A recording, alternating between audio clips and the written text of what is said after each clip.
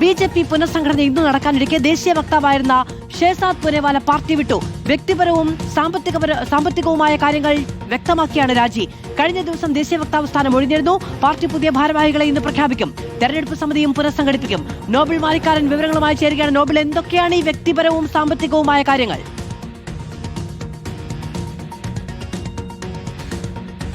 മാധു, ഷെഹസാദ് പൂനെവാല BJPയുടെ മുൻ വക്താവാണ്. അദ്ദേഹം കഴിഞ്ഞ ദിവസം വക്താവ് സ്ഥാനം രാജിവെച്ചിരുന്നു. അതിനു പിന്നാലെ ഇന്നിപ്പോൾ BJPയുടെ പ്രാഥമിക അംഗത്വം കൂടി രാജിവെച്ചിരിക്കുകയാണ്. പ്രധാനമായി ഇതിൽ വ്യക്തിപരവും അതോടൊപ്പം സാമ്പത്തികപരമായ ചില കാരണങ്ങൾ ഉണ്ട്, അതുകൊണ്ട് രാജിവെക്കുന്നു എന്നാണ് വ്യക്തമാക്കിയിരിക്കുന്നത്. സ്വകാര്യ മേഖലയിൽ തന്നെ പ്രവർത്തനം മാറ്റാനുള്ള തീരുമാനമാണ് ഇപ്പോൾ എടുത്തിരിക്കുന്നത്. അതേസമയം പ്രധാനമന്ത്രി നരേന്ദ്രമോദിയെയും BJPയും പിന്തുണയ്ക്കുന്നത് തുടരും എന്ന് രാജിക്കത്തിൽ വ്യക്തമാക്കുന്നുണ്ട്.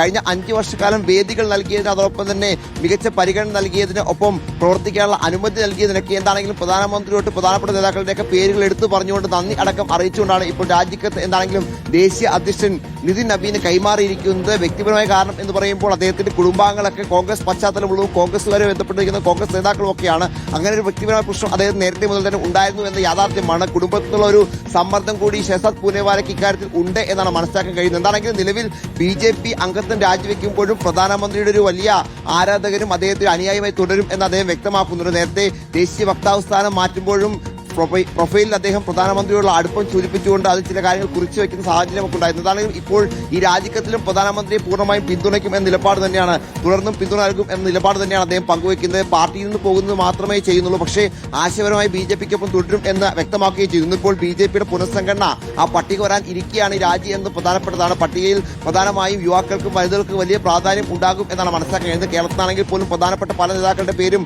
ഒരു വേസ് ദേശീയ ഭാരവാഹികളെ ഉണ്ടാകും എന്ന് മനസ്സിലാക്കുന്നു. K. സുരേന്ദ്രൻ, അതോടൊപ്പം തന്നെ ശോഭാ സുരേന്ദ്രൻ, PK കൃഷ്ണദാസ്, അങ്ങനെ പല പേരുകൾ, അനിൽ ആന്റണി, അനൂപ് ആന്റണി തുടങ്ങിയ പേരുകളൊക്കെ സജീവ ചർച്ചയിലുണ്ട്. ദേശീയ സെക്രട്ടറി സ്ഥാനത്തേക്ക് K. സുരേന്ദ്രൻ എത്തുമെന്നടക്കമുള്ള സൂചനകൾ പുറത്തേക്ക് വരുന്നു. അതാണെങ്കിലും വൈകിട്ടോടെ പട്ടിക വരും എന്നാണ് പ്രതീക്ഷിക്കപ്പെടുന്നത്. ഒപ്പം തെരഞ്ഞെടുപ്പ് സമിതിയും പാർലമെന്ററി ബോർഡും പുനഃസംഘടിപ്പിക്കാൻ സാധ്യതയും ഉണ്ട് എന്നും അറിയാൻ കഴിയും. എന്താണെങ്കിലും BJPയും നിതിൻ നബീൻ വന്നതിന് ശേഷം അദ്ദേഹത്തിന് ഒരു പുതിയ ടീം ഇതുവരെ രൂപീകരിച്ചിട്ടില്ല. അദ്ദേഹത്തിന് പുതിയ ടീമാണ് വരാൻ പോകുന്നത്. സ്വാഭാവികമായും വരുന്ന ഉത്തർപ്രദേശ് അടക്കമുള്ള നിയമസഭാ തെരഞ്ഞെടുപ്പുകൾ, അതിനുശേഷം നടക്കുന്ന 2019 ലോക്സഭാ തെരഞ്ഞെടുപ്പ് അടക്കം ലക്ഷ്യം വെച്ചുകൊണ്ടുള്ള ഒരു പട്ടികയായിരിക്കും ഇപ്പോൾ വരാൻ പോകുന്നത്. മാധു, നോബിൾ മാരിക്കാരനാണ് വിവരങ്ങൾ നൽകിയത്. ഷെഹസാദ് പൂനെവാലയുടെ രാജി പ്രഖ്യാപിക്കപ്പെട്ടിരിക്കുന്നു. First on reporter.